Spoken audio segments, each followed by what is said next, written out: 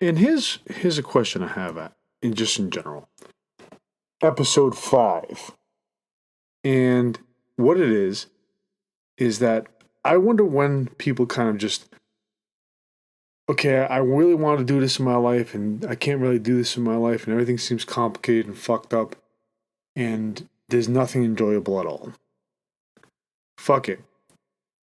Right? I'm just going to go on autopilot for the rest of my life. Because that's where I feel like I am right now. People younger than me seem to get what I'm saying because everything's fucked up already. And I'm realizing there's a high possibility. Again, talked about generations in the first 2 really long fucking episodes. And the thing I did notice is that there is a cutoff between ages of 49 to 51 when it comes to Gen X. But millennials and Gen Z seem to go, well, we see it's fucked up. And in the process of us coming up, we were where it was fucked up. It was the ones that choose to ignore it and act like it wasn't and just pacify everything. And you think they're working towards goals, but they're not. And there's a lot of really weird shit I can dissect. I just noticed that this is genuinely a problem. Because people my age, they seem to be done. Like, that's it. They were done like a decade ago. I'm kind of, what the fuck happened? Like, did I miss something? Did I not get the fucking memo? I mean, why are you working and doing all of this shit if you're just not going to do anything? And they're like, well, I have season tickets. Oh, I have a fucking sports car. Cool. Great. Oh, I have a piece of property that's eating me up because the taxes are going up so fucking high that I'm going to eventually sell to rich people. Okay. I guess. But I remember talking to the younger version of you and you were not like that. This wasn't a goal. This was something you kind of expected to get somewhat, or things you liked and things you wanted to work on. And I don't know. Across the board, it kind of seems like that. And it's weird because, like, the guys seem to be more autopilot driven than the females. And that's, like, broad stroke right there. That's anecdotal. I noticed one thing. This is the A block. This is episode 5, Fistful of Fuckery. So, you know, there's some introduction. I kind of gave episode 5, but, you know, some of these guys need formality. Surely, if it's posted and saying 5, and there's an intro, and I start talking right after the intro, you should get it by this point in time, but maybe not. And it's strange the more I keep thinking about this phenomena. Because I remember when it started happening. It's funny because, like, to me, everything's been kind of passion driven. I know I need to work. I know I need to do time. I know I need to do school. I know I need to do this. I get those. But I made those, like, the standard operating procedure. Like, you get up, get a cup of coffee. Like, it's kind of like the standard thing. Right? And it's funny because life treats you in a very strange way. Like, you're like, I'm youthful. I'm filled with energy and ideas. And I don't have the monetary resources. Or I don't have... honestly, what's worth more than monetary resources is the people. And you're trying to organize the people, trying to get shit together. And it's like, they don't get it. And at every step in my life, they seem not to get it. Even after the whole COVID, like, crazy 2-year, I'm supposed to have a hobby? Yeah. You know, well, there's money grabbing. Let me just go out and scalp a bunch of crazy shit from toy stores and capitalize on people's nostalgia. Okay. You know, there's no real passion behind it. And up to this point in my life, I'm finding that it's just a rare commodity. And I always thought, well, maybe it's just me. And then the more I talk to different people, the more I'm like, maybe this picture's bigger than I thought it was. But what's strange is when you talk to younger people, they're in that influx. They're losing that. They're in the process of, like, okay, now I have some resources, but not enough time.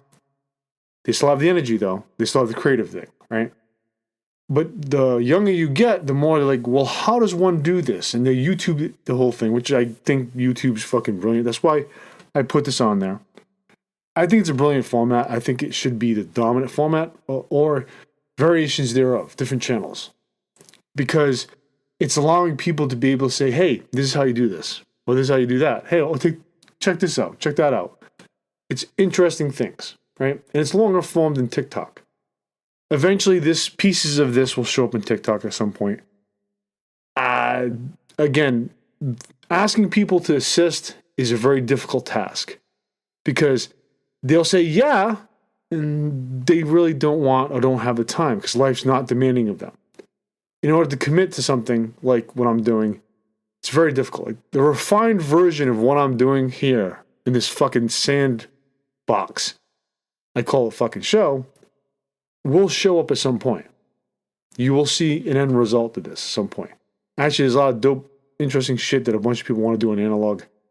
That's coming down the pipeline. I want to do this shit live too, but I have to plan it carefully. There's a lot of obstacles I have in order to be able to do that.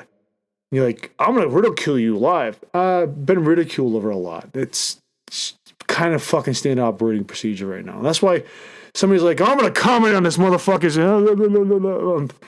Okay, yeah, good luck. Have fun. Hope it all works out for you. I hope you're able to get that fucking beast off your chest. You know, because what motivates me is a similar beast, except I keep seeing the same patterns. Like specifically for this A block.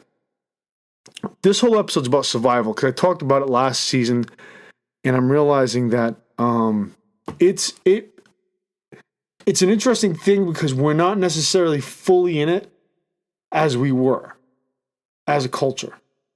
People still having problems. There's fuckloads of price gouging right now because no matter how much you try to tell me inflation's, it's run amok. No, it's run amok on purpose. Stop acting like it's not. And they're designing, you know what, you have more disposable income, but we don't want you to use it on possibly building something that might compete with us or possibly being happy or satisfied because then you won't have any motive to work. There you go. So rather than going, this politician, they're all fucked. Okay? It's if you haven't figured that out yet. You're like, well, you praised Obama at one point in time. Yeah. He was an outsider that got in. Carter was an outsider that got in. Kennedy got in, freaked a bunch of people out. Okay? That's the thing. It happened. Right? Is there levels of corruption after the fact? Yeah. Obama's second term wasn't that good. It was just kind of like, okay, you know, we're now seeing the effects of your economy building and still lasting till this point in time. And if it wasn't for a larger power elite going, you know what? You know, we're going to hold off on growth because we really want one that favors laissez-faire business practices. You know, we don't want anybody in our fucking pots. We don't want anybody meddling around with possibly taxing the rich. And they stalled, and us as a consumer culture said, fuck you. And we've been in that boat since.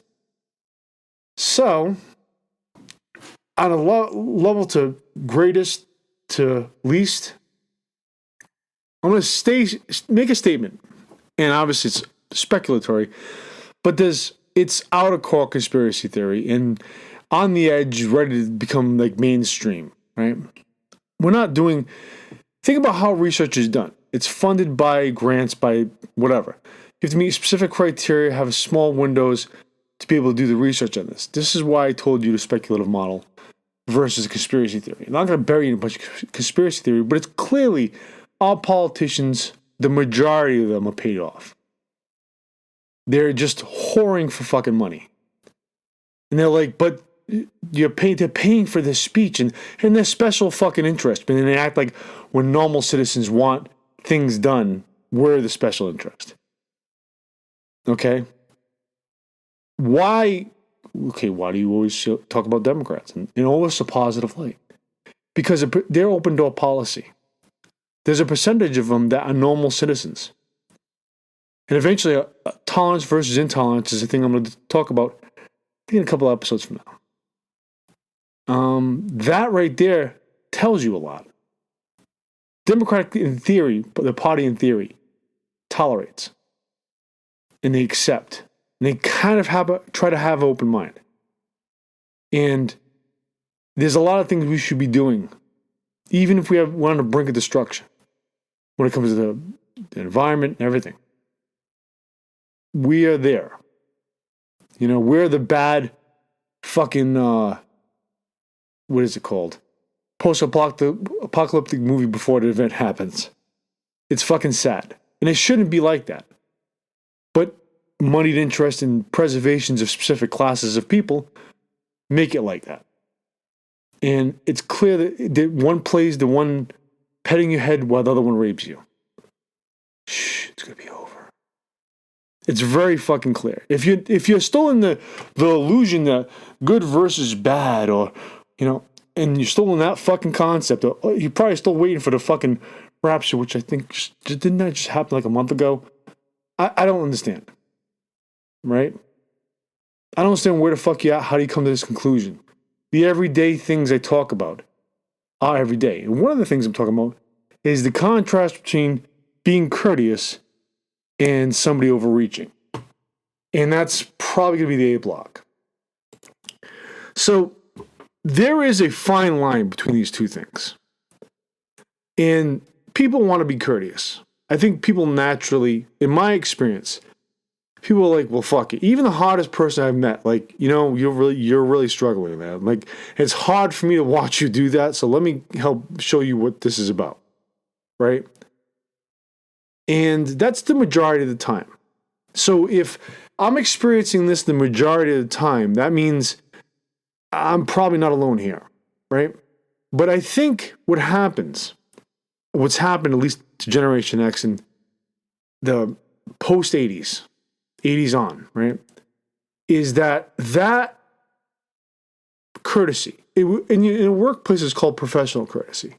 Like, I'll give you an example. Like, if there's a crisis that happens, you're going to stop what you're doing at a job to help a bunch of people out, right? You're going to try to give in as best as possible to get the situation resolved, people not hurt from the situation, and reestablish the foundation or baseline for the business and for your coworkers. Because it's really kind of for your coworkers. The business is like, you kind of allowed that to be like that and it fell apart, but that's not all businesses. Some jobs I've worked for are on point.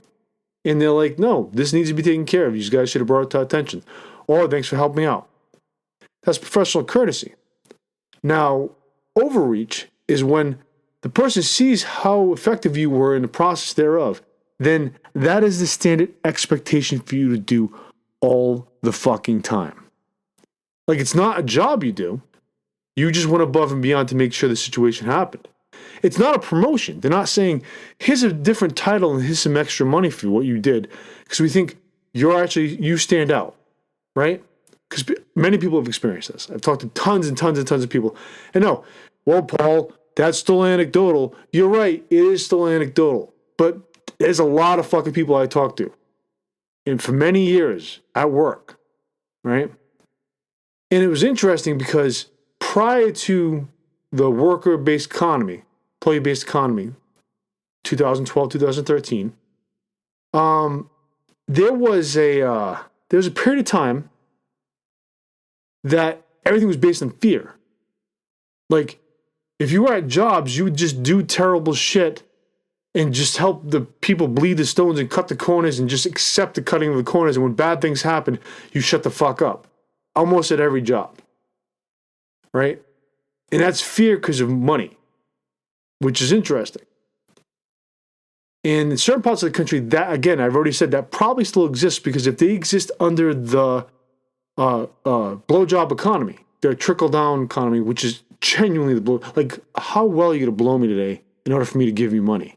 Metaphorically speaking, of course. Or sometimes literally. Right?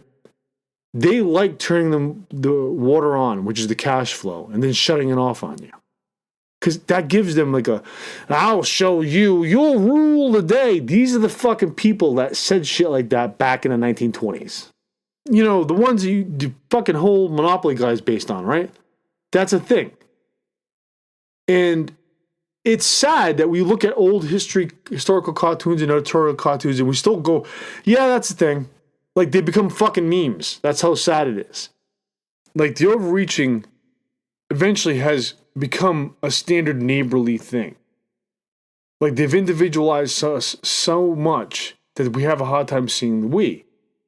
And it makes us so desperate because we do require communal structures. We do society, neighborhoods, all that, right?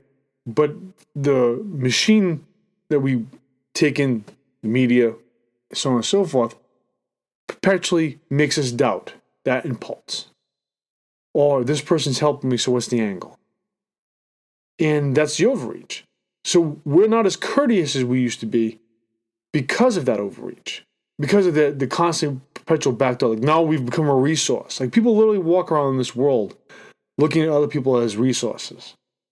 It's sociopathic. It's like probably the definition thereof. But that's how they're grooming them. Like, that's the takeaway given from the larger filter.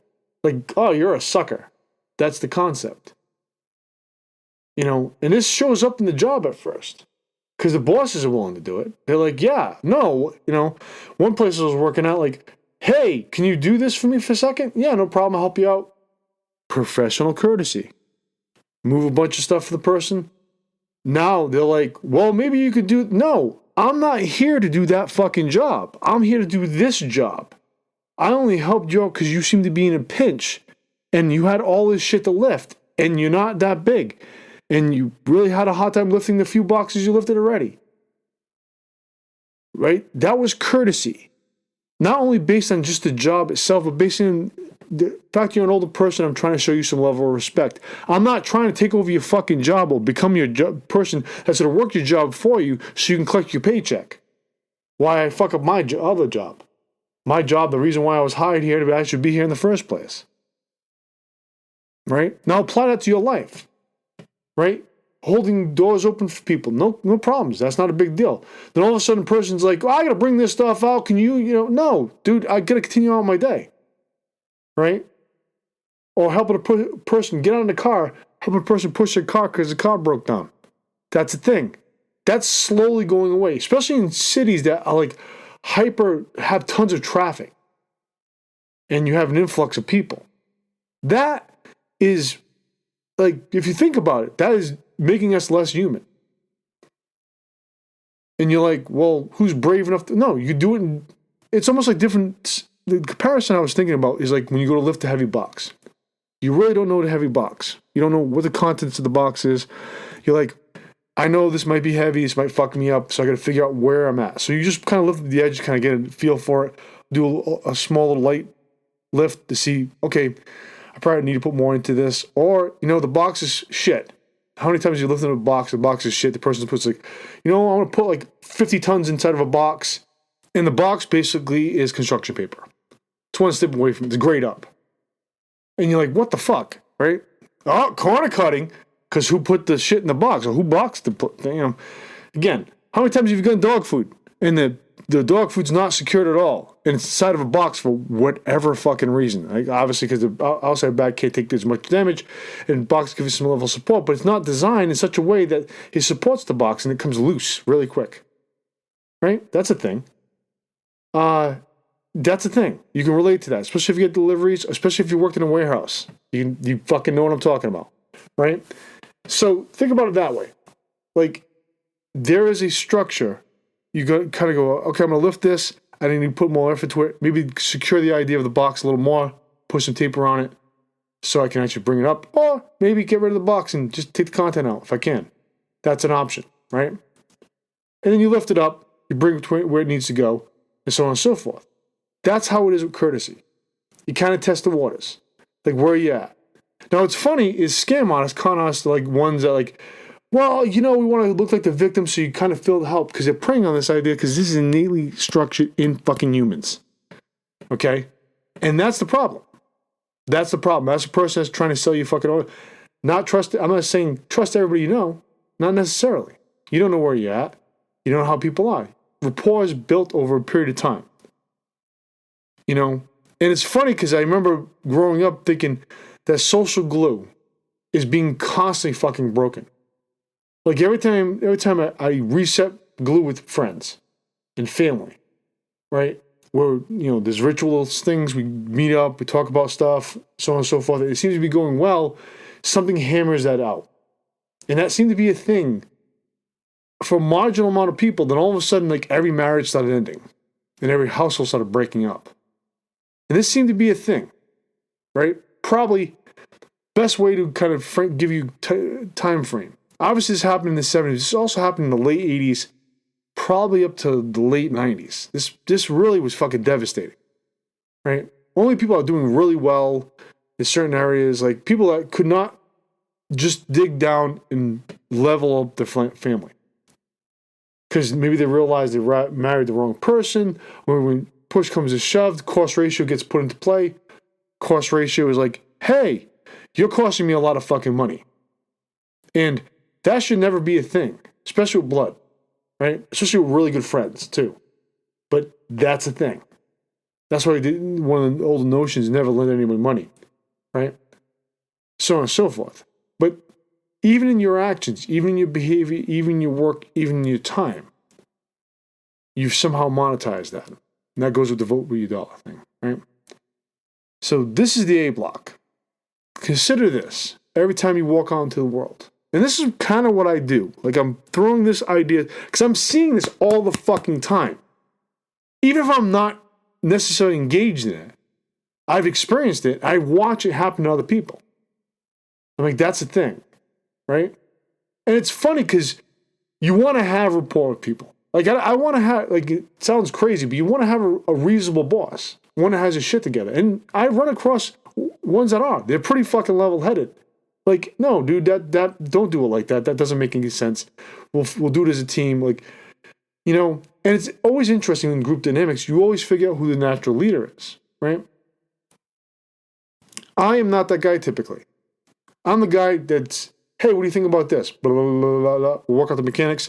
Then the natural leader naturally takes over. Redundant, but I said what I said.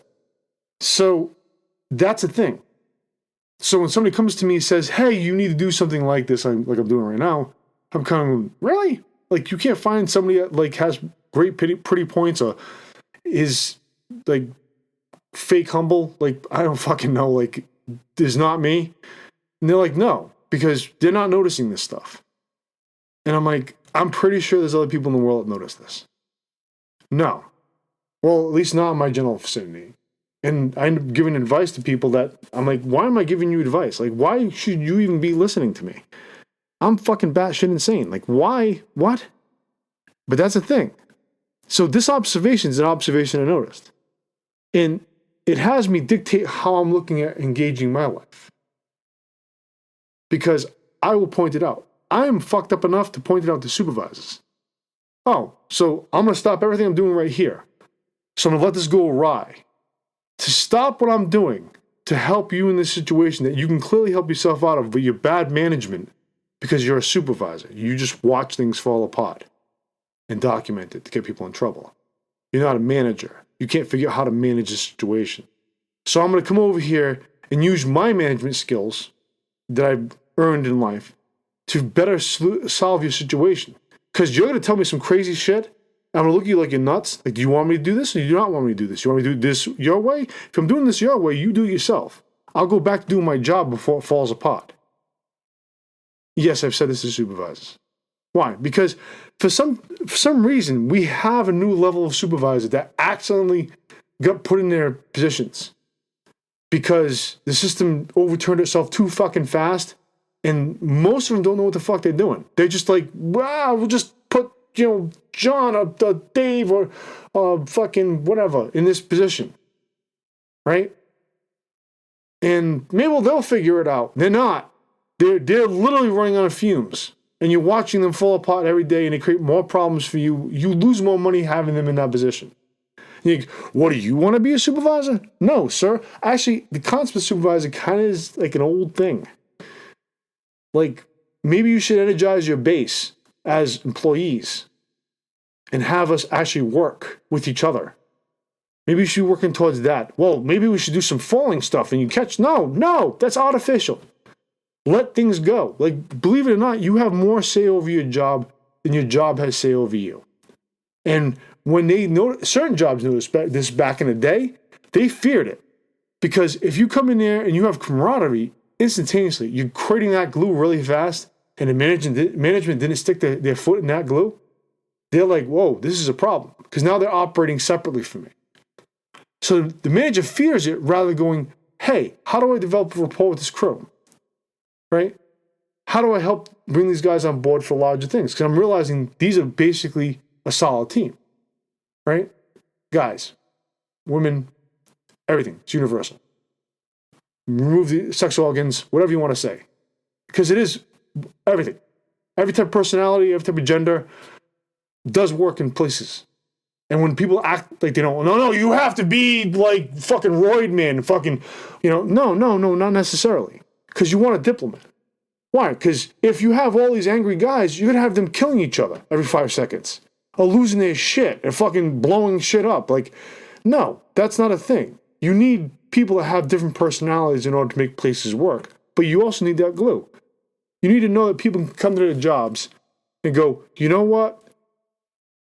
I can't necessarily control the outcome of the job on a larger scale, but I can control work for my buddy on the side of me, which is almost like a military concept, but it's the truth.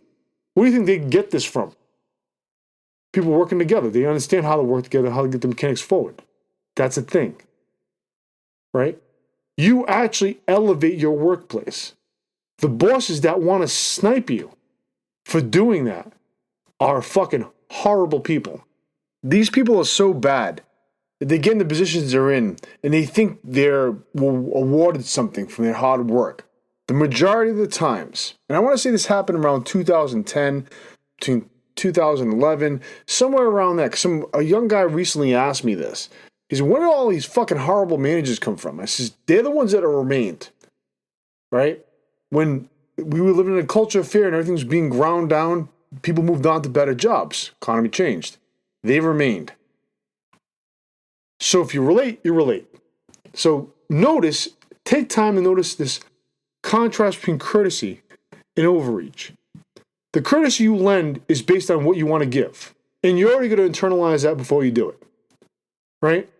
The overreach is then the more of the ask or the perpetual ask. Like, sir, you make me not want to do it ever again for you. Stop asking. There's 1,000 people here. Ask other people. Maybe you'll get something going, a network going, a structure going. Maybe we'll actually bring back communities. Understand one thing, and I say this to people, and they kind of like, what does that mean to you? It means that at some point in time, somebody sat in a boardroom saying, we can change everything. So I remember cities that had supermarkets within walking distance. If they didn't have supermarkets within a reasonable walking distance, maybe a little longer, right? They had at least bodegas or like convenience stores with sandwich stuff in it, right? Or like the essentials. These things function really well to support a community, a neighborhood, right? And the fact they run ramshackle and people from outside the neighborhood target these places, I thought was always strange. Because you really need these fucking places. I mean, you must be some weird... the whole neighborhood should be smacking you upside the fucking head for doing it. Because it is needed. But then there's a period of time it was kind of forgotten. Right? A good example of this is when the supermarkets decided to close shop, shut a shop, and open up these super gigantic, enormous warehouse-style supermarkets.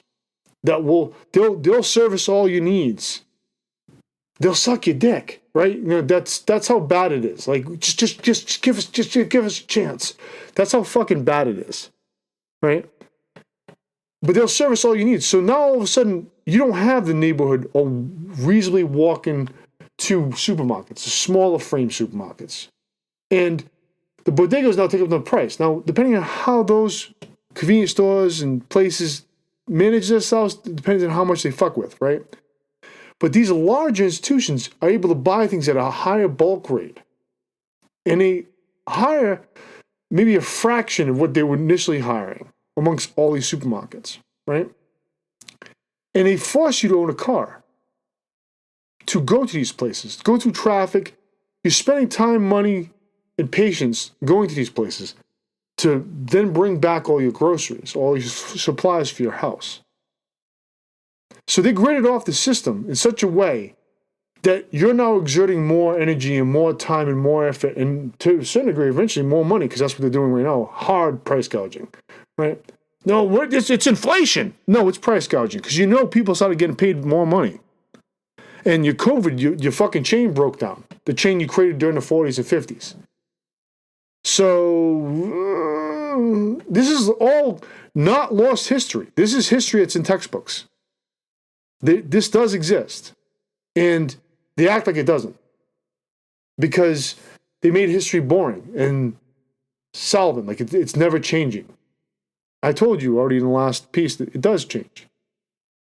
Because research is done. And there's too many thinking people in the world right now. So that's freaking them out. What do you mean by them? What do you mean by them? I mean the people that run things. The people that want to be at the top of the pyramid, or actually at the top of the pyramid, they say, you know what, this is an inconvenience for us. Do you know the best way to manage all these communities and watch them break is to have this big, huge supermarket in the middle of wherever the fuck we want to put for cheapest land possible because we destroyed the fucking factory base here. So let's put it here. And most people right now that live where I live know what I'm talking about. And we'll just have people drive. Well, these people don't have cars. They'll take buses. Buses only run during certain points. It doesn't matter. They come to give us money. We'll make it cheaper first, and then we'll wire them down when the bodegas and other things shutter. I mean, that's how it seems. Like, that's kind of crazy. That's weirdly Is it conspiratorial, though? Is it decent speculation? Is it out of court conspiracy theory? No, because this was done by design. It's like the flow chart of stores. That's designed before they put them together. The shelf space is rented. I mean, you know this, right? So a big overreach, which is essentially what I'm getting at, by a company going, you know what? I think we should place our structure here, not where the communities actually want it, because then it would cost us money to refurbish those buildings and whatever, right? And then all of a sudden they'll just get used to going there. That's the overreach, and we feel the pressure of that overreach. We did, and the ones that don't have a lot of money do constantly feel that. That's a thing. So express that. Think about that. Seriously. Like, just take time to start analyzing what you're looking at in the world. Because we want to be communal. What? You communists? No, we want to be communal. Some dudes have shit broke down in the middle intersection. We should be able to get his car and his people in the car to safety. Right? As best as we can. That's a thing. When I lived in Florida, that was a thing. Because that was life and death. Because those places, those roads go fucking fast. Right? And that's a thing. And then it stopped not becoming a thing. And I just noticed the overreaching thing is, it's almost like it became almost a standard operating procedure. And I'm like, that's crazy. And this right here, what I'm talking about right now, spirals into the B block, which is about survival.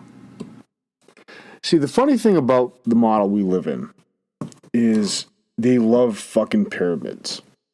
They love the people above us at the very, very fucking top of this hypothetical pyramid, right? No, it's real. You're right. Okay, it's like race and racism. Race is a construct, the subdivision of human beings, right? Well, no, but somebody created the criteria. Okay? Some dude looking at skulls created the criteria. When it was happening, people were questioning it. Like, that's fucking stupid. This is absurd. What are you talking about? This wasn't naturally discussed in history. So race was constructed, meaning that a bunch of, again, upper echelon people had to agree on it and sell it to people. And this was a hard fucking sell. You're thinking, no, it's not. No, it's a hard sell. Because people fuck, people interact. So racism is the byproduct of it. And that's real. There's a structure put together to fuck with people. Right? Just want to point that out at the beginning, right, as a precursor. The survival thing is interesting because the survival thing is literally based on the vote with your dollar concept. Like, this is your unit of time during the course of their structure. I mean, fucking time is a construct. We understand it. Everything we just kind of silently agreed to. This is why the famous saying, you can't be neutral on a moving train. We just agreed to it. Either people before us, generations before us, just accepted it. This is how it operates. The whole overreaching thing I talked about in A block is a thing. And that whittles away at a lot of humans' attempts at building. Right? So it goes down to the unit. In that unit of time, you're automatically spending money, especially if you live within a social system, which is a construct. You're spending money, and your goal is to make enough money to compensate that balance. And the stress is the constant push for that. Now, the privileged class, the people above, it's interesting because they're the ones that are just given the leeway because we boiled everything down to money, and money equals time based on the structure presented to us. Now, I say this, not saying that I'm not part of it. I'm special and I'm beyond this. I'm just noticing this stuff. I've noticed this stuff for many years. Right? I didn't always put it together. In hindsight, things make more sense, clearly, because you experienced life. And you start seeing the same reoccurring models. You punch into a clock at work, you're punching into time. And they're paying you. That's why when people tell you when you go for interviews, actually, what's funny is the general feel for interviews is that you're begging for a job. That's the culture of fear that I explained that existed for quite some time. Well, you need us to survive, right? But let's say, hypothetically speaking, you become homeless, right? And you're able to figure something out to survive. It's not the greatest life, but you're doing it, right? Bigger cities have done elaborate structures. Literally, I'm almost certain the city I live in has a shift change. Okay? So that's the thing. And it's despised because it's getting the wastes off the table, the scraps from the table that has an abundance. And they're not necessarily complying with the grid. That is the lowest class, but there's a subclass below that, and that's in states that don't give ex-cons, or people leaving jail, their rights to vote, their rights, their privileges. They put them on leashes and so on and so forth. Now, I get the concept of a halfway house and probations. Don't get me wrong. I understand the concept of that, right? Because you're not sure if the person's going to reoffend again. Time, space and time is for everything. For rapport building, for that. This is what the long con is for, too. Like, people that want to exploit this about human nature, the ones that are predatorial, right, will go for the long con. So they'll try to grease things up enough to create the social, be within the framework of the social glue with you. What is the buzzword for females calling males? Narcissists, right? Even though there's female narcissists, but it's not really, it's just starting to become acknowledged now. Like, clearly it's a personality, it's a fucking behavior fucking personality trait, right? The abnormality. And their goal is to just grease you up and glaze you, like, Gen Z says. And their goal is to just win you over to be in that social glue, to exploit the social glue, because they know the gains to that. Those people do exist. Don't get me wrong. And I know I keep talking about social glue, but it is what it is. Time and space kind of dictate a lot of things. It shows you a measurement of people over time. That's why rapport can be built. And the acceleration of culture, which is a whole fucking other heavy topic, is something that we've been experiencing actually since what I framework the proper Generation X. Like, little sidebar.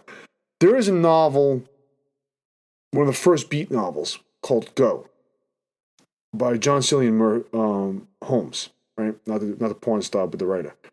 And the concept of go and move faster, like speed, get things accelerated, let's go, is because a lot of the rural and dying America back in the day really had no movement unless a rich person came in or they wanted to move things a certain way and so on and so forth. And that's why when you watch Old West, specifically the Shirley Giuliani stuff, you're watching things being accelerated, things being conflicted on the screen because the goal was to create movement, but dictated movement. Like the pyramids showed up and said, hey, you're going to do this.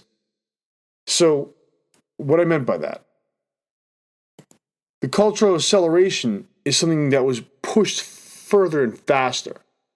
And again, the high means of production, well, MTV being one of the ones that realized, wait, we can do this. Like their high editing, quick editing, nonsensical structure, like just accelerating videos and songs faster. Like, it's funny because like radio always had the battle between we need a 3-minute song versus you're giving me 11 minutes. What the fuck, right? That is more for commercial time, but the quick editing, the quick structure, the quick pitches is one of the causes of this cultural acceleration. I'm not going to get into this right now. I'm going to put a pin in this because this requires a lot of data because it does exist.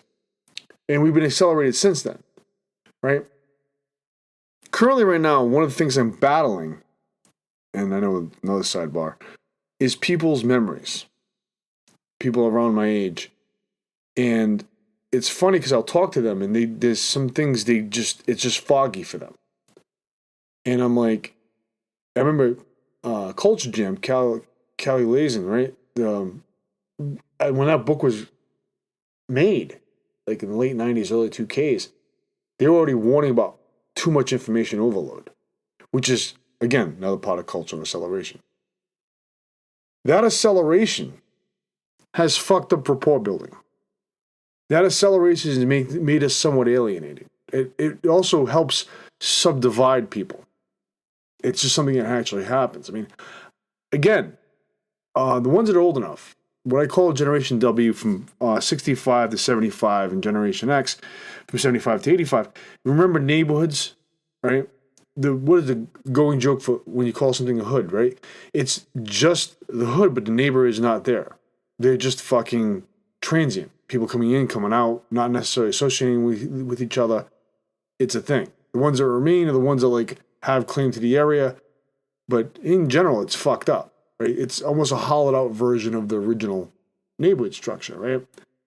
And if people are able to get footing and build rapport, immediately information gets channeled. I know I've said this, so I'm going to say this again. Back in the day, there was a radical middle, right? So working class to about middle class. And naturally, here's what.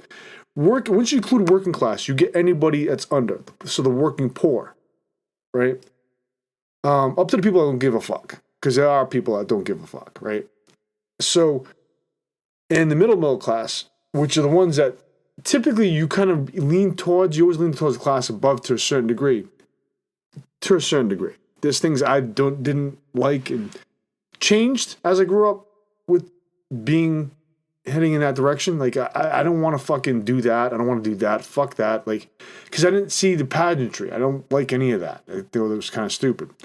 So, that structure that we all aspired to was erupting because it was perpetually under attack from Nixon on. Every time the economy ate shit, which is pretty much as soon as they started taking us off the gold standard, it started eating shit, and it was almost like a pendulum economy. And this is where the fear was helped harnessed in jobs. When they started doing that, it was constantly thinning out the herd. They thinning out the middle class. Like, you're either going to thrive to become the middle class, or upper middle class, or you're going to be fucking poor. And that's the result. And we still have that. Right? Actually, they made it fucking structural. The difference between now and then is now, again, worker-based economy. And I will say this again, repeatedly. If you're in an area that you're not feeling any, like, wage increase or some level of control communally as people to be able to spend your consumer dollar or vote with your dollar, that means there's probably a trickle-down structure in your area. Somebody said, you know what, fuck these people. We don't want them to have any fucking form of control. We're going to come over here and just create a blowjob economy, right? So when you're trading your time, that social glue I keep telling you about is important. And if they can break that down, which like did to households with families, like shit, it's so bad that I never want to be in the elderly category for long periods of time. Like, I don't even understand why people welcome the extensions of life. I don't. Like, you want to be a fucking vampire? Well, you can't achieve anything you want to do right now. You can't live your life right now or do something with your energies right now. You're waiting to... You're still, like, looking at the carrot and stick model that they've been waging in front of people for well over 100 years. Like, that's what we're doing? Have you been to an old folks home? Do you see how they treat the elderly? Shit, COVID happened. How many people died? Over 1 million fucking people in the country. The majority of them elderly. So, yeah. How's that working? You know? So, the thrive for that didn't make any sense to me. They broke it down so bad that the concept of being elderly now is just a horror show. Right? Why? Because people are communal resources. You're like, well, are you preaching the same thing as a sociopath? No. People naturally will give to each other. It's reciprocal. It's not one way. Right? That's the thing. That's natural. Taking that as a structure, as a barter and trade mechanism, is almost a business model. That's the separation between business model. Like, people that have that glue will feel with each other. Now, how this applies to survival? Well, if you keep breaking that glue, and it's fucking that up, and then waging like this hardcore fucking price gouging, right? Which has people at each other's throats. You're subdividing people. Like I said, there was a radical middle, and the southern part, which is almost guaranteed to be tied into the profound fucking history of propaganda. The majority will end up falling bait for that, right? So they were easy to separate to create the Tea Party, to astroturf the whole structure. It was literally fucking billionaires pouring tons of money into that. Occupy is the northern version of it. I'm not saying the North is better, but the difference between the South and the North is the weird fucking Civil War reconstruction, Northern aggression, war of Northern, like that nonsense, states' rights, all that fucking nonsense. That's a thing, right? That's the major contrast. So they'll fall victim to the fucking racial dog whistling. And what's weird, portions of the North would do that too. It's not like it's not a thing. It is a kind of a thing. But when people start thinking about it, that doesn't make any fucking sense. No, it doesn't. And some people are blind to it in that aspect because they're not conditioned like they are typically in the South. So where the survival mechanism comes in is when you can't balance out that unit of time equation. And that has a hard effect on you. Like, the thing that bothers me the most right now, and so far it's been a decent silver lining, right? Actually, I'm recording this before it's being released, which is later on today. And Venezuela became a focal point. And the history of Venezuela and South America, Central America, with the U.S. is fucking horrifying. And it's all for the same reasons. Except now, they're not as eloquent. They just brazenly fucking power grab, power grab, power grab, power grab. Yeah. All for the sense of the business. Because that's who's backing it. It's like you have the Marjorie Taylor Greene, like, I'm not against it. You already did your job. Take a bench. You'll get speaking roles and money from the people that you did your job for. Right? It's like, well, why didn't you trust Hillary Clinton? Who's paying her? Like, mandatorily, these motherfuckers should have sponsors on their Brooks pinstripe fucking suits. Brooks Brothers fucking suits, right? Or Armani or whatever fucking shit they buy, right? They should have it, Or the networks, if they weren't controlled by the people donating money to them, would just run like stat bubbles over them as they perform on the floor. Like on the show, all of a sudden stats, sponsored by this person. They're like shitty versions of pro skaters. Pro skaters are dope. Fucking senators and fucking Congress people, majority of them, especially if they get fucking paid. Like Kristen Sinema, oh my fucking God. What a fucking okie doke, right? But that's the thing. So anyway, so when the balance becomes undone, you feel it. Like you know it. You have a sense of it. And that's what gets you going, motivated. And Gen X and Gen W did that relatively well. Millennials fucking ran into the fucking economy. Especially the earlier ones. The ones from, again, I readjust the time. Listen to episode 1 and 2. I know I babble like a fucking idiot most of the time, and you think I'm just doing this. I don't know why you think I'm doing this. Maybe some evil person's paying me.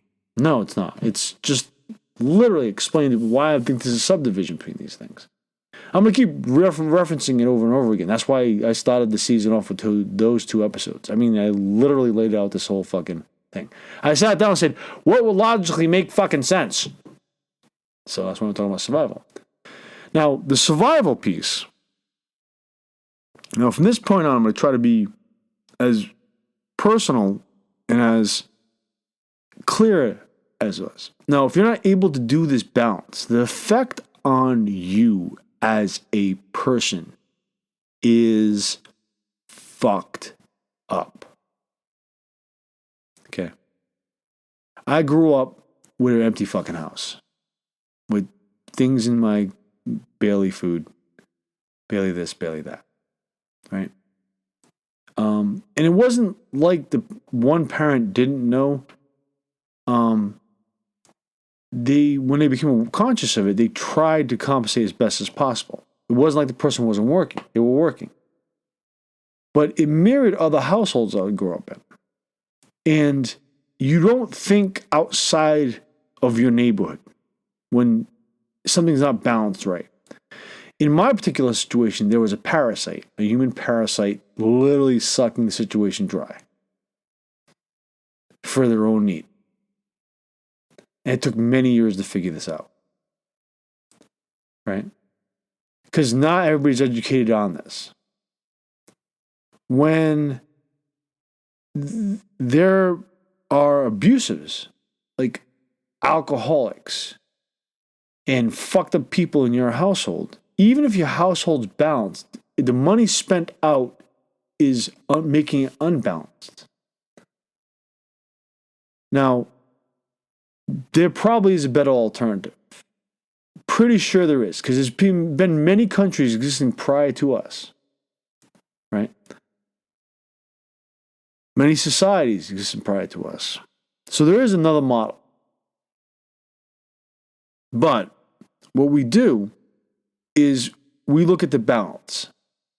Because if we're signing on to society, we're contributing in some way, shape, or form. That is fact. What has changed is who is management and how much control we have of that. Because culture of acceleration and breaking part of the previous social glue. I mean, some of us can even argue there's many other problems, like lack of critical thinking and abstracting. That's memory. Okay. Now, when you're trying to survive and create that balance, you only think a specific way in very small measures, like room, household, street, right? You only think as far as you can think. The people on television and the people, celebrities, are presented to you as magical people. You can't even see that they're people to a certain degree. You just think they're just great because they are occupying a universe or a sphere that is beyond you. And that does have effect on you for a long period of time. Not having food every day has an effect on you. Only being able to eat one meal has an effect on you. I've been in this boat. Think about gas cost work ratio has an effect on you. Here's what's funny. There was a period of time people used to carpool, right? I've been in those situations. And you just cough up a few dollars. So the person has at least a tank, carry everybody. And sometimes the car rotated. They've broken social glue enough to point that that's not always a thing, right? There's two things, the breaking social glue and the cost ratio. Because you have to be able to cost to maintain your own shit. Like, before you could take care of anybody else, you have to take care of yourself, right? Including your household. Like, you have to be fucking right before you can help the people in your household. But when you're constantly unbalanced, and it's on purpose, like you feel like, well, maybe you should have taken better economic. No, it's job. For a long time, jobs didn't want to pay shit. So you're working this grind with 3 or 4 jobs. Literally got out of high school doing that. Actually, up to 5.5. I'm not going to explain the half. That's a weird situation. Don't want to explain it. But there was a period of time I was just grinding through jobs, right? I've worked 110-hour work weeks. That fucks up your mind, right? It's an experience that now I look back at now I had the experience and I know I should probably not go that far anymore, right?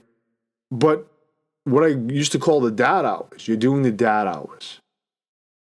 And what's funny is, sometimes dudes don't even do that, especially in modern society. I don't even want to do those hours. Fuck those kids, right? It's that weird. Like, but they're still your kids at the very end. I don't understand the logic behind that. But survival will get you acting funny. It's true. It will break things. Because someone is taking too much. But at the same point, so here's what the positive are. Is that you learn to grow together. Like, if you're communicating well during this process, you're learning universally the same lessons to varying degrees. In households that are pushed hard, that don't have kids, their family's broken. They don't have the ability to drop kids off or have any form of care.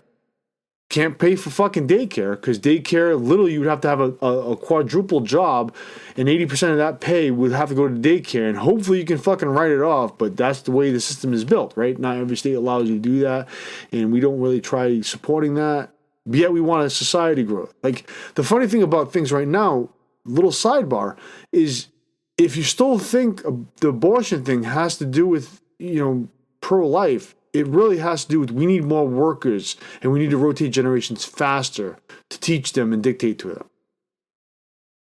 Right? To bring down the cost of salaries. Because more people, less jobs.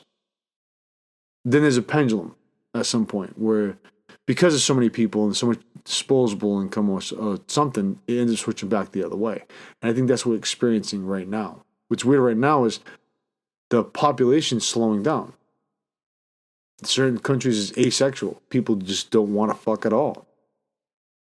Right? And some of it's based on survival. Like surviving things. Living many years in this model, not being able to see outside of your street, which my life was frameworked like this.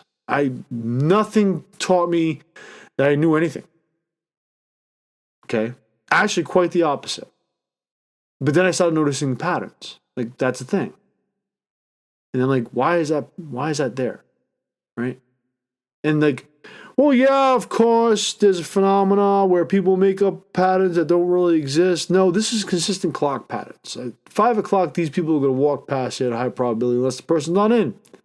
Right? That's a real fucking pattern. That's not, I just made it up. It's magical. No. Right? The survival is, if you're in that too long, that has an effect on the way you framework the world. Like, you have to have a friend or somebody outside to give you advice. The advice should be constantly exchanged. Information should be communal, especially under, actually everybody across the board. But specifically, if you are middle class and lower. And any ego that gets in the way and gets overgenerated for whatever fucking reason doesn't make any sense. It really doesn't. I mean, if you're going to be a hardhead about everything, then, and you're ostracized that structure, it's because you were an asshole. You can't be fucking humble enough to say, hey, I was an asshole, and make amends. No. Well, I'm going to show them. Right? And all you do is just become a bigger asshole. Maybe that's the model. Maybe that's the design. And that's, again, speculative. Why I say that is I don't know, just fucking took a meat cleaver to bosses, right? Because I think some jobs don't require fucking supervisors, people watching things happen so they can write people up. Because they don't know what the fuck they're doing. You know, like, remember the jobs of key holders? You're a key holder. Oh, fucking good for you. You give me fairy wings, and do I have a wand too? Some weird shit, right? Just fucking reverse fucking Pantacloid masturbation right there. That's what that is. Verbal masturbation. Make you feel better than what you think, whatever. But again, people that are trying to survive, take those wins. Well, I'm a key holder now. I get a quarter more an hour. That's the thing. And that's how they kind of want you. And you're like, who's they? The people above. The people that created the whole pyramid structure to begin with. Wait, well, could there? Well, there's organic structures. There are breakdown systems that are simple. You can literally micromanage neighborhoods and make them more efficient. And that wouldn't help the bottom line. Right? They want that survival mode. They want you to be able to, kill for your dinner. And it does have an effect on you. It does limit how you, especially if substances come into effect. Especially if you're fucking chain smoking, you're fucking hard drinking at the age of 12.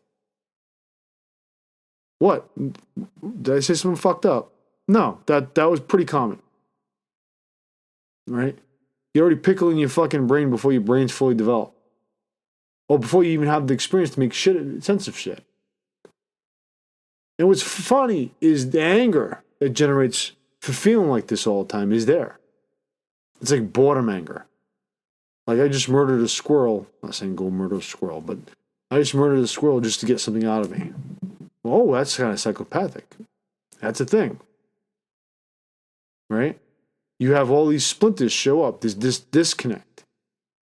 Right? And the effect on you, health-wise, is stress is burdensome. Cortisol will fuck your shit up. Right? It will. It will fucking have you shit going at a higher rate, constantly thinking you're feeling like you're under attack. over long periods of time, that shit is fucked up. Leads into fucking all these ailments, all these psychosomatic symptoms, all these real symptoms, all these fucked up. Yeah. That stress is because of the imbalance of a system. Right?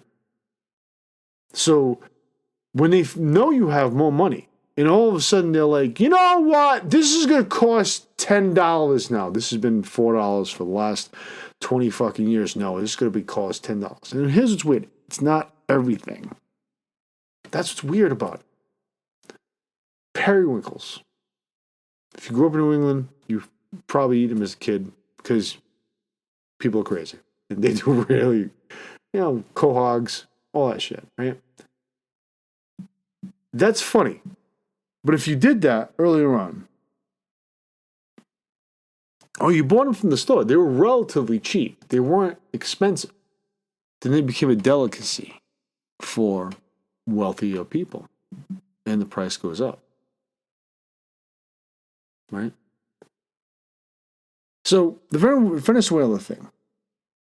In the end, the act of survival fucks up your constitution. The benefit for it, keep yourself lean and efficient, right? Which is essentially the thing that they preach to you. Pick yourself up by your own bootstraps, which they don't even do themselves. They aim for generational wealth, right? There's no bootstrap structure there. There's trust funds. Okay? That's their bootstraps. Big, fat, double wide fucking New York shoelace, 80s fucking, that's their bootstraps. And in those shoelaces are like $100 bills. But there is an argument to being efficient and keeping things simple. Right? There is a goal for celebration. If you're a person working a grind, the motivation for you to work the grind is not only your family, your household, and your objectives being met, but also personal, stupid little things like trash. Like, I bought a record, or I bought this, and I'm going to get a great pleasure out of this, right? Well, I'm reading a book. I'm having a coffee. That's the everyday magic. You have people in this world right now that literally have monies to run small economies. And they're allowed to keep it, pay very little money in taxes, if any. And that is insane. And they keep the survivors, and they're growing. Currently right now, the blockade we have is this weird working class, middle class blockade. Where we asked for more money. The McDonald's workers back in the early 2Ks said, how do you expect to have service here? And at the time, they were already gearing up to give us electronic servers. This has been talked about for about fucking Jetsons, man. Like, this is already, the automated process has been fucked with for years. Right? We didn't get the robots. We get the fucking hackneyed fucking AI. And all the AI is designed to do is to worm through fucking, for us to teach it, for one, and for worm through fucking the trash bin that they've made through this culture of acceleration. What they're preying on is people that want to survive in the world, that are hungry, that will listen just to get what they needed to get to survive, to feed their fucking Maslow fucking hierarchy of needs, right? Because survival in the long term fucking kills you or makes you a monster. Like, it really fucks with you. Like, you don't perceive the world. You don't even think you're worth anything. Till today, actually, earlier on, some episodes I've literally said, like, I'm not that dude. But for some fucking weird-ass reason, people constantly want to put me in this situation. Right? Maybe because I just don't give a fuck most of the time. I'm like, I'm going to say this shit to you because this is the truth as I'm seeing it. Or as I perceive it. it's matching everybody else. Since everybody else is in agreement, this is the truth. This is probably the truth. That's what's sad about it. That's what's magical about it. Like, the overreach thing is a hard sell. But then I did a demonstration with somebody. I said, hey, you know what? Can I borrow your pen? And I kept the pen. And I said, can I borrow 2 pens? Person's like, okay. Like, confused, like, what happened to I said, took the other 2 pens. Can I borrow a whole package of pens? What the fuck, dude? Right? I'm like, what's the matter? Oh, am I overreaching? Now, this is the only matter. Listen to what I'm saying to you. I'm going to reiterate this again. The survival thing will fucking kill you. But here's a weird benefit to that. Trying to keep your cost of living down. That's the magic. I did this for an art house once, and eventually I'm going to cover this shit in great detail. Okay? At some point in time, there will be a special about this. This is a thing I started working on a long time ago. And to do right, fucking survival has me not even thinking that I'm that. Okay? I'm not going to lie to you. That's the truth. I have a hard time accepting that. Because of so many years of fucked up school systems and all this shit. Right? I have a whole plethora of fucking stories. Right? Because I experienced them. And it's weird because the answer to me now, and it bothers the fuck out of me now, is like, you're you. I mean, you figured that, no. What I'm doing is not fucking special. How I perceive this stuff is not unique. It just, the mass structure has created a facade. Little sidebar. A young gentleman started talking to me about grunge music. And I was kind of confused. I'm like, are we celebrating neo-grunge now? Like, because there's a break in grunge music, right? And grunge is like the slowing down of hardcore and the amping up of like what Black Sabbath and fucking Deep Purple were doing in the 70s. Except the difference between that and this, like Black Sabbath, maybe, actually not too much of the difference. They're saying something.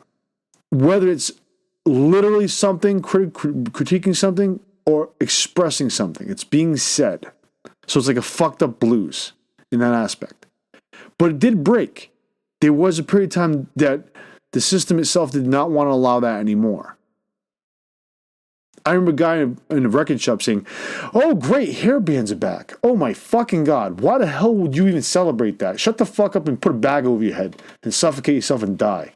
Like, what the fuck? Right? Oh, a bunch of people are like, what are you saying? I like hair bands. Sorry about that. There is a 12-step program. So anyway, the grunge thing, I accepted it. Okay, you're not existing anymore. Now we have different waves of punk rock. We have different types of music going on here. Okay, I get that.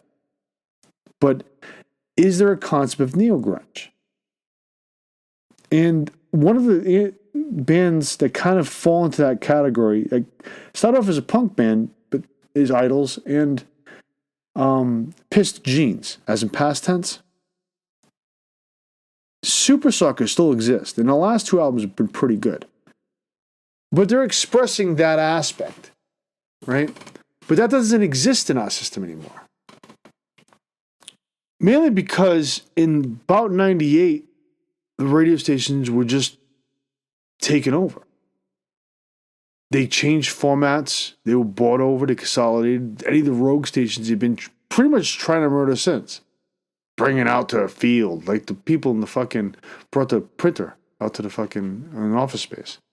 It was kind of like that. Somebody came up after the fact and shot it. And this happened. BRU in Rhode Island was a big fucking deal station. And that went sideways. It's now a stream station, which is like, okay.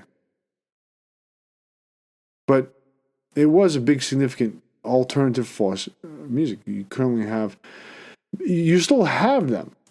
They finally, the government's like, under the Trump administration, like, yeah, no funding for this.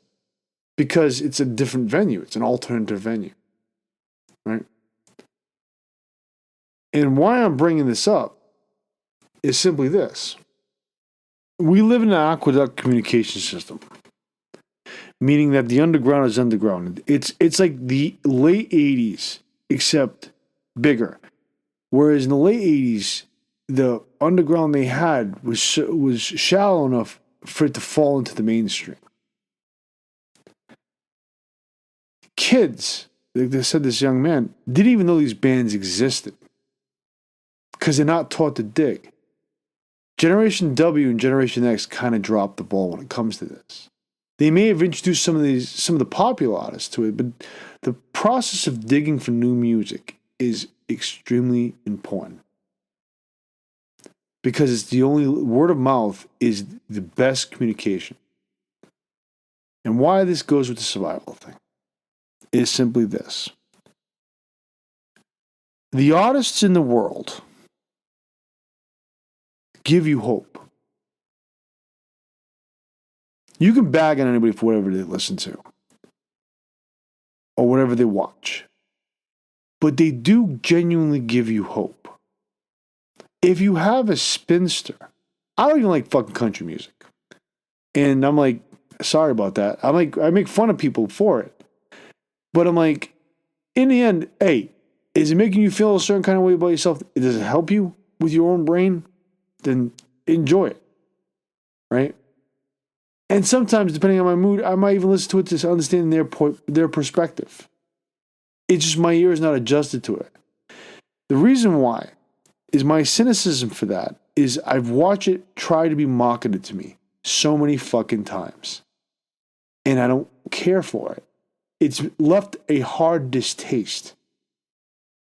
Right? Plus, style-wise, it's hard for my ears to adjust to it. And I listen to some pretty extreme shit. Like death metal I can listen to. No problems. You know, the weird fucking slide twangy guitar, can't do it. Blues, dope. Dope as fuck. No problems with that. You know? And it's not all country music, but it's just the modern shit that bothers the fuck out of me. And I'm watching people graduate to this because the rock is being blocked. The real rap is kind of overlooked. You have this weird, all of it's just sugary pop culture shit. Right? I'm not saying there's artists out there that have in the mainstream, that have no credibility. That's not what I'm saying. But there is a lot of other artists that are creating full album structures that are sound. And that helps alter your point of view. When you're in a world surviving, I'll paint you a picture of my household. If you didn't have bread that wasn't fucking molded, that was a fucking miracle, right? Tuna was like a standard. Peanut butter standard, right? But sometimes you had to be creative, right? Milk was a fucking golden item if you had it. Sometimes cereal, sometimes not. Oatmeal you're gonna like a lot. Maybe you had some canned goods. Maybe some shifty stuff.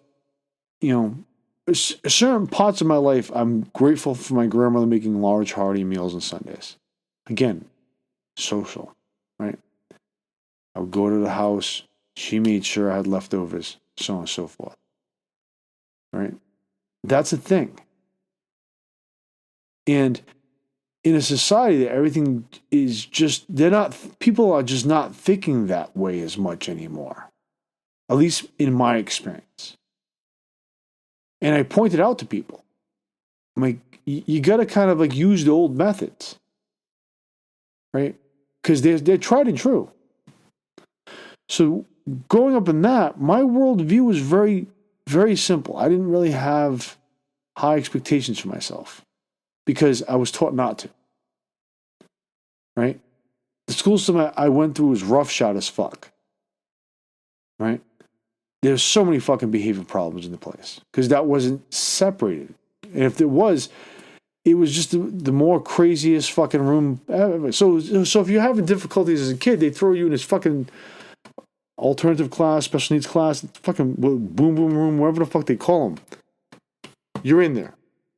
And that fucks with your point of view too. Right? if you're living in a project, if you live in this, that's all you, whatever activities the adults are doing is what you're going to dictate your activity as, unless something changes that perspective.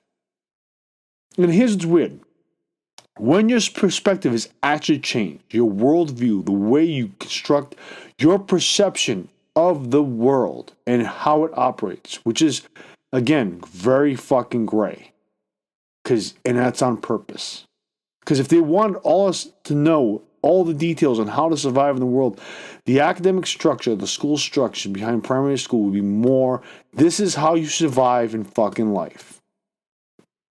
Our goal is to get you into the trade schools, into the colleges, and make you working adults so we can tax.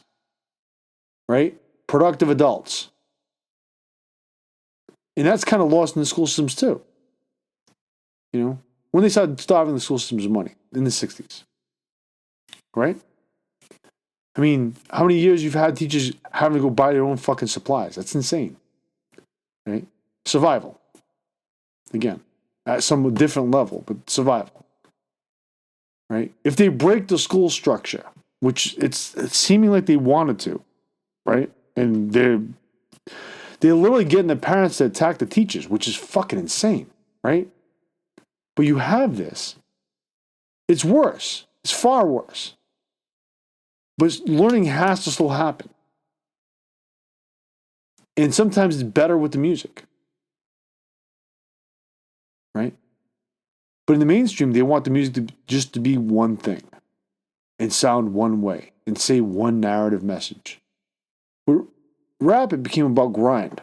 Which is important. Don't get me wrong. But it's became very materialistic and very like that. And I found myself not listening to that as much. I kind of went towards people who were saying something. You know? And then I realized I'm not listening to any mainstream stuff. This is not a thing. Right? And then everything became about going to clubs. Right? Like, okay. And just forgetting about things. Like escapism in music form. And I don't know. For me, when music hit me, or films hit me, or any art, comics, or drawn stuff, paintings, histories of stuff, it helped me understand my worldview. It reframed things. Because these people experienced this. If I'm reading a book from 50 years ago and I'm experiencing the same thing they experiencing 50 years ago, what does that tell you? Right? So, but that helps. That helps get yourself out of that. The adjustment is, again, back to vote with your dollar about your unit of time, is creating that actual balance. That's the gift. And if the system right now is trying to stop that balance, and stop you getting that footing, I mean, it's designed to. Every bill you inquire is automatically debt-based structure. You don't have a surplus of money to pay for this stuff offhand. Right? The ones that are given the silver spoons, or given the access, or take the hard gambles and go in that direction, get that. Even when it comes to the fucking stock market. That's like more of a refined gambling, but it's gambling nonetheless. And there'll be really wealthy people that tell you, oh no, you don't have the special gifts. No, it really comes down to, fucking roll a dice. So I'll tell you this right now. I'm going to leave it on this. This is going to be the end piece. Survival is death. Surviving for so many years and not being able to get to live is death. It starves you, makes you anemic, and eventually you become the opposite of what you want to become. Even as a human being, a natural human being. And it's all based on that number. Right?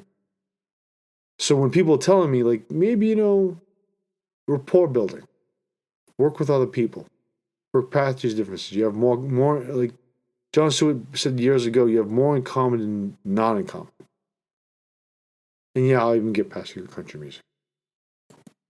In the background, me trying to keep my constitution about this. This is a long fucking episode. I'm realizing that my cat's going apeshit. I have a few cats. And they're just... It's fight time for them. So I do apologize for any crazy background noises. The other thing, too, I don't have an elaborate studio. There's no real reason for that. Right? So there's something I want to point out with capitalism, with supply and demand thing that bothers me. I know this is like an add-on thing, but I mentioned this before. Absolute Batman exists as a comic book, right? And recently, on the 22nd, 23rd of December, it shot up to a phenomenal amount of money in the first prints. If you just Google this or look at eBay, you're going to be like, this is crazy. This is absolutely insane.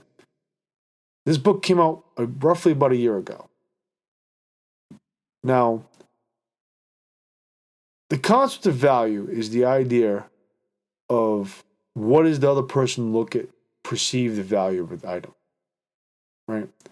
So when people talk about prices in boardrooms, there's the cost of how much it's made. They want to make sure that's covered. Then there's a speculated cost, like how much they think it's worth. And that is not the same as supply and demand, right? So this book comes out, and there's an agreed upon by the consumer to pay X amount of dollars. Now, I will tell you this right now. Comic books cost about $4 an issue, right? They're as much as magazines were back in the day. Now, here's the weird thing. If you read comic books back in the day, they were newsprint. You had a nice, clean cover, but for the most part, it was newsprint inside. So the pages, it wasn't designed to carry the works of art that came about. Current comic books are not like that. The page quality, the stock quality is different. So they're probably about $1 more than what they should be, but again, cost ratio. Here's what's weird. Supply and demand, although the way the chain broke and the way the tariffs are, haven't affected comic books yet. They still pretty much remain the same.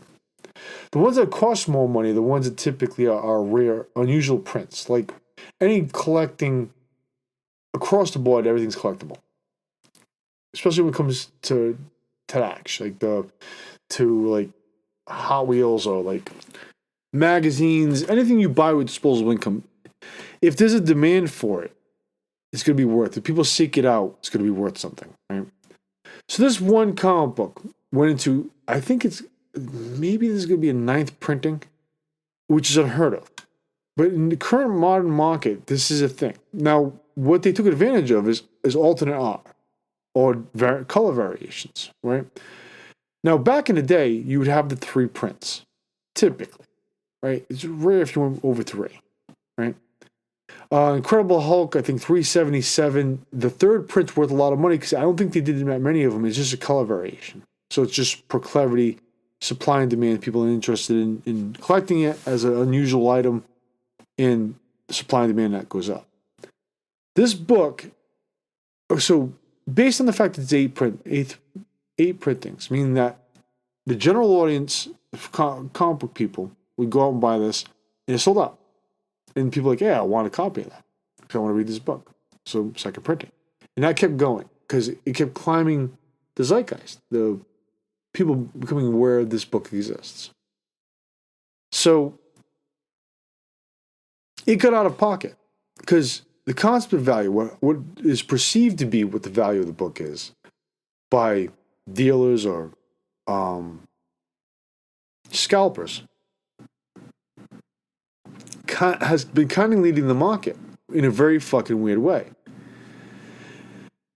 And you're like, well, that's, fucking capitalism, baby, right? Yeah, okay, well, here's what's weird. Sidestep that for a second. The first prints of this book should all be going up, if that was the case. Why? Because the vanity covers of this book, meaning that unlike some alternate prints, alternate covers, DC does a great thing where they actually put a cardstock on the cover, almost preserving the cover underneath. Because the cover underneath is the normal fucking cover. So you would think if this was genuinely by supply and demand, meaning that if people were seeking out issue 1 of this, and the other issue 1s would have gone up, because underneath the card cover is the normal cover. But that isn't so. And that is strange. Historically, typically if a book is hot, and earlier fucking covers would have it where they literally had an alternate cover. Like it was just a different cover. And maybe it was just the artwork or shit. And people, but there's still value to it. Even those covers would go up. In this situation, that has not happened yet. So that's strange. Just to say something. But I think that dictates what's going on. It's like certain housing markets in this country are exactly in the same situation. This is the actual assessed price of the property. And we're now selling you this property for 25% or 10% more than what it's actually physically fucking worth. Here's the funny thing about the property. The property is the value. It's not even the fucking house. Because the building of the houses don't cost as much as you think they do. They just want everything ready-made. So that's even crazier.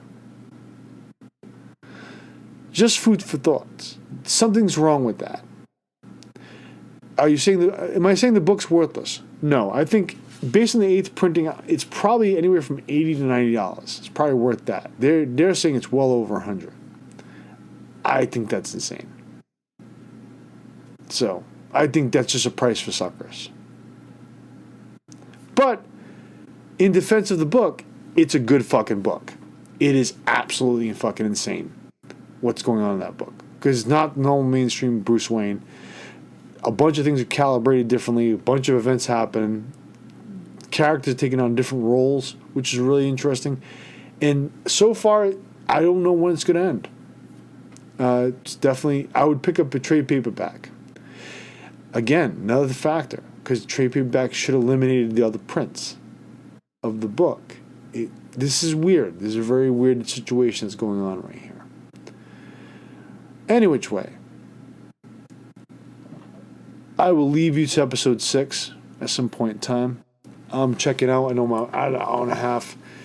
I re-recorded this because there's a lot of shit I felt I hadn't said in the second part, the B block, that I wanted to say. And it was weighing on my head for the last few weeks, and I pretty much covered most of it. Episode 4 was interesting, and I realized, I'm not sure if I said this outright, but Aerosmith and Run DMC showed you how to circumvent the barriers of gatekeepers. And that's why that was so fucking important, and it was very eventful in my life, and anybody that grew up in that generation. Anyway, this is Fistful of Fuckery, episode 5. I'll see you in episode 6. Bye.